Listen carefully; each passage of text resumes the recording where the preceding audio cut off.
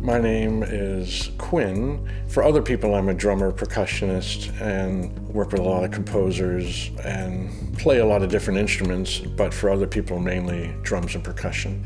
I was on the Ram record, one of the last guys brought in on that record, and they wanted everything I owned to come down to the studio, and did a couple days of playing pretty much everything, and that turned into a good relationship, and doing other little things since.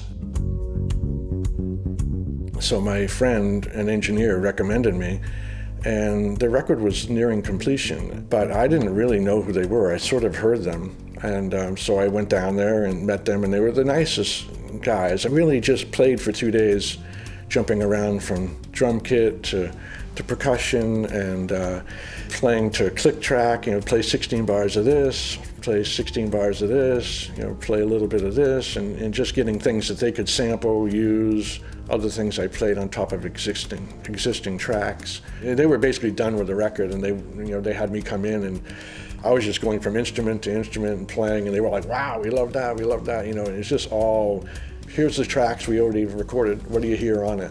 And I would just jump from room to room and play different things on kit and percussion. And I remember Tomas, one of the guys, he loved going around, because I basically filled up every room of the studio, and Tomas would FaceTime his son in Paris and showed him all the stuff going on. And we had a great lunch at a big table all together, and they were just such pleasant people to work with, and I was so happy that their record did so well.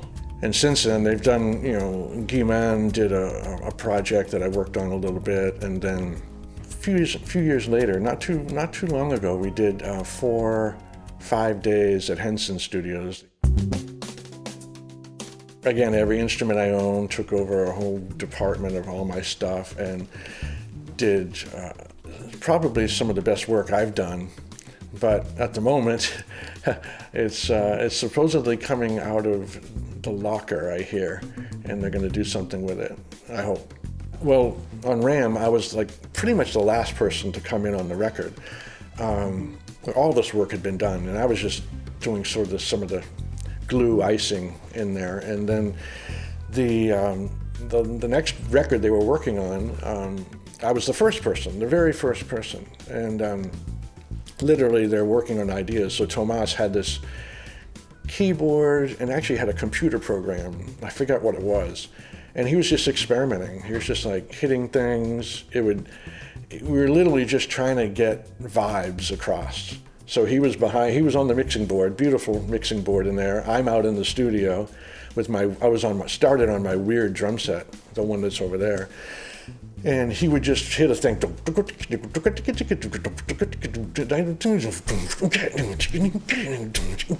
I would just, whatever he would give me, I would answer and try to come up with something towards. And we did that for a lot of pieces, and really some amazing things. And a lot of times I would be so excited that he would just start on something, and I would start playing already, and he's trying to figure out what he's doing and how to do it. And so we did tons of that, and then they wanted more normal drums, a little bit more, the disco, and a little bit tighter drums. So I did a whole bunch of that stuff, and then Paul Jackson Jr., who's played guitar with everybody, came in and he played with me. And then I think one other guy came in doing winds, and then after that I had all my wacky stuff and the piano soundboards and all these crazy instruments out there, and they're a lot of fun. So they came out and they played with me and hitting stuff, banging stuff, dancing around, just playing all kind of things. And Tomas played piano on one point. He had this great piano device. He played a grand piano, but it sounded electronic. And that record in particular, the unnamed record, I think will be a lot of spontaneous things in there. I remember playing this one thing on my piano board that's the insides of a piano. I put my kick pedal on the strings and played it like a kick drum. I remember those guys really loving that. I don't know if it'll make the record. It was the craziest, weird sounding things.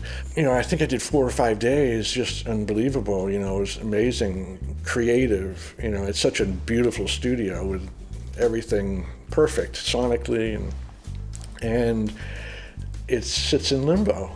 It sits, I'm told, I keep checking in, I'm told that they're working on it, it's coming out of the locker, and and I asked Daft Punk, permission to talk about it for another article, so I was like, because they're very secretive, as you know, and the greatest guys, and so that record was just probably at least 7 years now. It goes quick, because as it is, I kidded them the other day, because they keep releasing the 10th anniversary stuff, and the other day I see in the news, drumless RAM.